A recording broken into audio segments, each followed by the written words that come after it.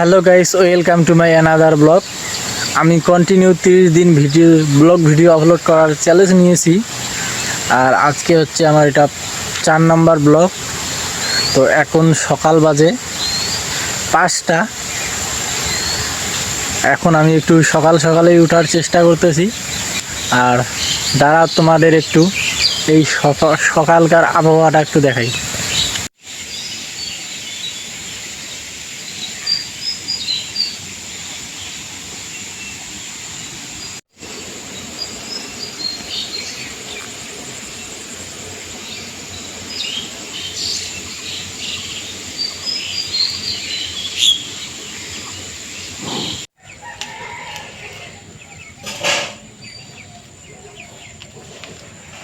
এখন আমি আসছি ধানের জমিতে কাজ করার জন্য।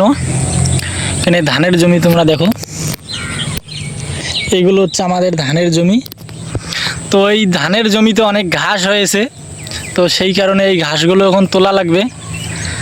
তো এটা শেষ করতে হবে তাড়াতাড়ি, কারণ আকাশে অনেক রোদ আর আমাকে তাড়াতাড়ি শেষ করে বাড়ি যেতে হবে।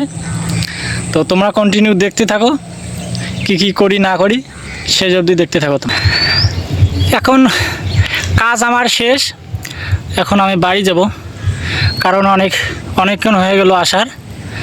আর আজকে যে আকাশে পরিস্থিতিটা দেখো তোমরা, এত পরিমাণে রোদ পড়তেছে, তোমরা একবার দেখো।